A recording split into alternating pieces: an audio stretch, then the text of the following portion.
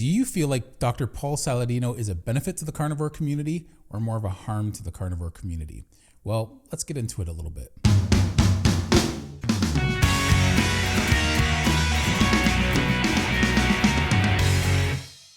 Hey, what's shaking bacon? My name is Bruno Panucci. I hope you're doing well. So I want to stress first and foremost that these are just my views about Dr. Paul Saladino's message. Personally, I think he seems like a really great guy. I think he practices what he preaches and he lives an extremely healthy lifestyle. I'm a fan of him for that. But as far as his views on the carnivore community go, I'm not as much of a fan.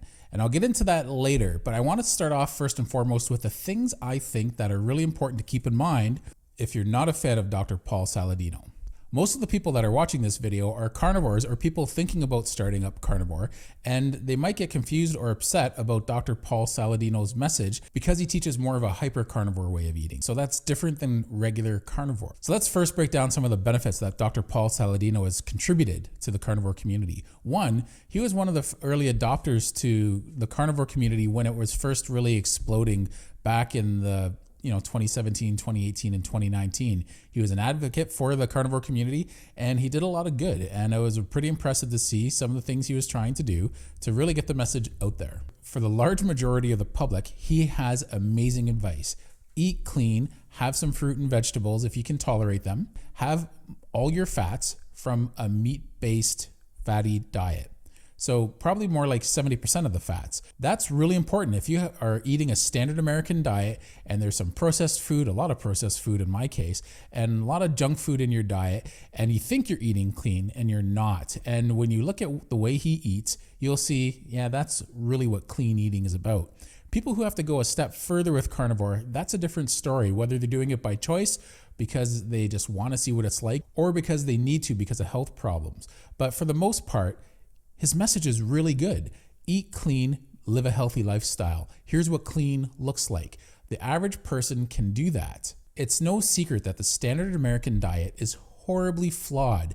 It's carbohydrate based. The vast majority of the food that they want you to eat in the standard American diet, that doctors, that is, want you to eat, and health specialists want you to eat, is heavily based on a carbohydrate-rich diet, supplemented with a little bit of fat, mainly seed oil fat, and also a little bit of meat. Yeah, well, you know what? We're starting to see some different views on that. And we're starting to learn that all those seed oils that we were being told for decades was good and healthy for us aren't, because that was based on the idea that saturated fat from animals was not healthy for us. There's quite a bit of saturated fat in olive oil. So we're learning nowadays that isn't such a bad thing. You have to sort of stop you have to look and stop in your way of thinking that you've always had for years and what you've been told, what you've been educated with, as I was, and accept the fact that maybe there's a different perspective out there. And maybe that perspective is valid. And maybe if you apply it to your health, it might help you out. It worked for me. What I'm doing now is exactly opposite of what I was taught in nutrition in college. And it's a shame that the vast majority of these medical professionals out there in the medical community are blindly following what they've been taught and not thinking outside of the box. For them, quite often people doing keto is too outside of the box. But you know what? If it offers health benefits and it's lowering people's insulin and balancing their hormones and helping them to lead a healthier lifestyle, why would they be against something like that? But some of them are strictly against it, and that's a real shame. So carnivore is a step beyond keto, but nonetheless, it's something that people find beneficial. So Dr. Paul Saladino's message overall for most people is good. A large portion of the American public have diabetes and pre-diabetes.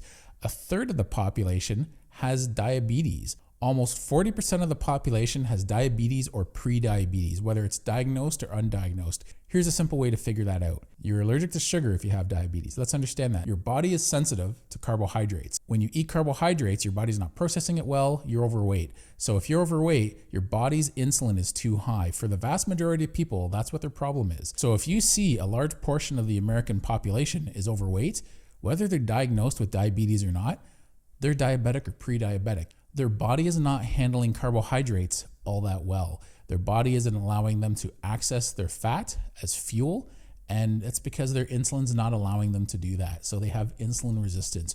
Your goal is to become more insulin sensitive. So Dr. Paul Saladino does a hypercarnivore diet. So that's a 70% meat-based diet with some extra fruits and vegetables added onto that for the rest of your calories. Now, is Paul Saladino a fan of vegetables? He's mentioned in his videos that he believes vegetables are okay. If you can tolerate vegetables, then yeah, do it. Why wouldn't you? But if you have a sensitivity or a health problem, maybe changing your diet might be a good way to fix that. And he does highly recommend doing that. So he doesn't think vegetables are for everyone. He leads a very active lifestyle and he likes having those things in his diet. That's his choice. But he's promoting a hypercarnivore diet. That's the definition of what a hypercarnivore diet is. 70% of your calories coming from meat and your fat as well. And the rest of it comes from fruit and vegetables from a variety of sources. So I think his message is amazing for the vast majority of people. The vast majority of people who are doing what he recommends will get dramatic health benefits. I think that's amazing. I wish more doctors were pushing what Dr. Paul Saladino recommends. So here's the other side of the coin though. As a carnivore, it kind of frustrates me. I'll be honest, because, and this is just my opinion, but a carnivore diet is designed to be a zero carb diet. Simple as that. A zero carb diet. That's what a carnivore diet is. You're supposed to have all your calories coming from fat and protein and any trace amounts of carbohydrates you have in there with certain foods that you eat, like eggs have some trace amounts of carbohydrates. But for the most part, that's what you're trying to strive for on a zero carb carnivore diet. So he's calling himself a Carnivore MD. It's the name of his YouTube channel. And so I think that's extremely misleading. Even if he calls himself a hypercarnivore, it's misleading to people who don't know the difference between what a hypercarnivore is and what carnivore is. So here's the problem I have. There's lots of people coming into the carnivore community who are confused. They're listening to Dr. Paul Saladino and how he says, yeah, eat honey, have some fruit and vegetables. Well, they think they're doing a carnivore diet, and they think because of the title of a hypercarnivore diet that they're doing a really strict version of carnivore, when in fact they're doing a weak version of carnivore. It's not even carnivore. It's a carnivore based, but it's not carnivore, strict carnivore. So people who are trying to do this for health reasons and they're adopting a hypercarnivore diet aren't really getting all the results they need. But to the flip side of that, he's introducing people to the carnivore diet, and some people, that's all they need. And if they can do a hypercarnivore diet and feel great, all the more power to them. I wish I could do that. But if they think they need something more strict and don't know that other thing is out there because they don't understand what's happening, well, that's where it gets kind of difficult, and he's kind of muddying the waters. But he's helping more people than he's hurting, because once people learn about carnivore and the hypercarnivore diet, the next step is going to be trying a carnivore diet. So as many people as he might be misleading from a carnivore diet, I think he's bringing a lot more people into the carnivore arena just by them learning to adapt the hypercarnivore diet. If they need to get more strict, they can keep searching, just like lots of people who do carnivore come from a keto background. Is keto a bad thing? No, it's not. But it's a really good gateway into carnivore if somebody needs it. People are trying to get healthier or just increase their quality of life or their athletic performance by doing something as strict as a carnivore diet. And some people do it and then realize, yeah, I don't really need this. Or I can do it by maybe 70 to 80 to 90% strictness. And I have a friend and his wife. They are carnivore and they're not too strict with carnivore, and they have amazing health results. It's good enough for them doing 95%. I unfortunately can't. In fact, I've learned I need to be doing a high fat version of carnivore, at least temporarily. And by high fat, I'm talking 90% of my calories from fat. And am I getting benefits from it? Yes. Are there some side effects I didn't want? Yeah, my weight's gone up a little bit, but my insulin is going down. My fasting insulin is going down really well.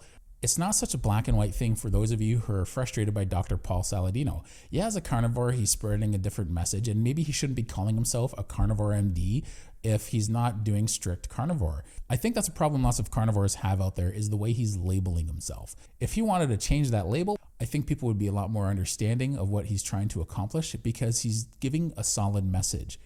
And it's a good introductory message for most people. Keep that in mind.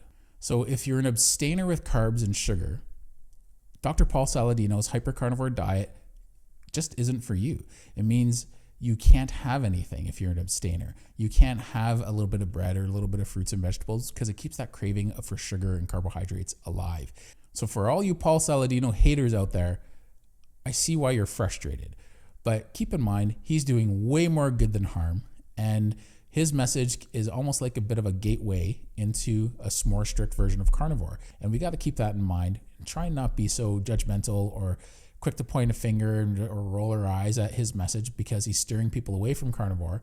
Maybe some of those people that have been steered away from carnivore are doing better. So we have to give them that. So overall, my message about Paul Saladino, I think, is a really good positive one. Carnivores, the carnivore community is less than 1% of 1% of 1% of the population. We are a small sliver of the pie as far as the population of the world goes. And we have to keep in mind, his advice is helping everybody else and some people in our sliver of the pie. Think about that. The vast majority of people are going to benefit from his message.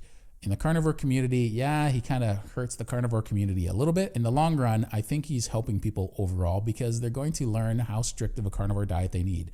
Because eventually they're going to come across a more strict version of it.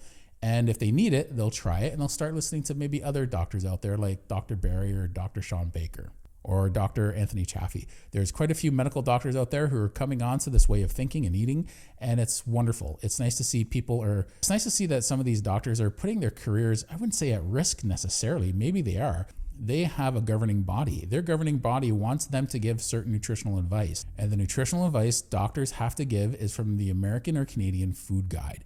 And that's what they are mandated to tell people to do. If someone's doing something off of that way of eating, they have to say, well, they didn't follow my advice. So if there's any problems that happen, they can wash their hands of it legally.